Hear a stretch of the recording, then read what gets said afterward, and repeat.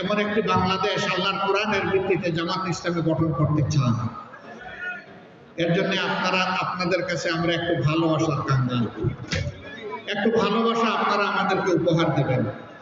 আমরা কি একটু ভালোবাসা পেতে পারি? আপনাদের সমর্থন চাই, সহযোগিতা চাই, আপনাদেরকে পাশে চাই এবং দেশ গঠনের সকল যুদ্ধে আপনাদেরকে আমরা সাথে চাই। আমরা চাই এমন একটি বাংলাদেশ, যেই বাংলাদেশে জাতির যে মেরুদণ্ড শিক্ষা হবে, নৈতিকতার উপর ভিত্তি করে গড়ে তোলা হবে। শিক্ষা মানুষকে মানুষ হতে শেখাবে।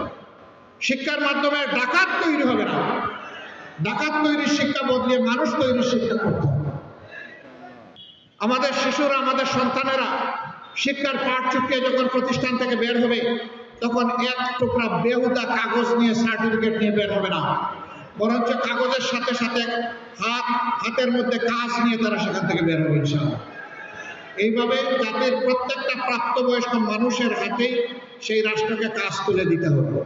আমরা এমন একটি জাতি চাই, দেশ চাই, যেখানে অফিস, আদালত, কোর্ট কাছারিতে কোনো ঘুষের বাণিজ্য আর চলবে না, যেখানে কোনো চাঁদাবাজ আর হাত বাড়াবে না, যেখানে কোনো দখলদারের কোনো অস্তিত্ব থাকবে না। এমন একটি বাংলাদেশ আমরা চাই। আমাদের মা বোনেরা তারা ঘরে বাইরে সর্বত্র ইজ্জত এবং নিরাপত্তার সাথে তাদের দায়িত্ব পালন করবেন। এমন একটি বাংলাদেশ আমরা চাই। আমরা একটি মানবিক বাংলাদেশ চাই, যেই বাংলাদেশের প্রত্যেকটি নাগরিক সমস্ত মানুষকে সম্মান করবে এবং ভালোবাসবে। যেই দেশের শাসক নিজেকে মালিক মনে করবে না, বরঞ্চ জাতির সেবকের ভূমিকায় অবতীর্ণ হবে।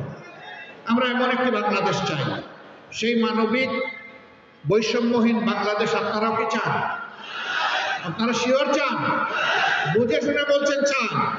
তাহলে সেই বাংলাদেশ গঠনের জন্য আরো অনেক ত্যাগ আপনাদেরকে স্বীকার করতে হবে।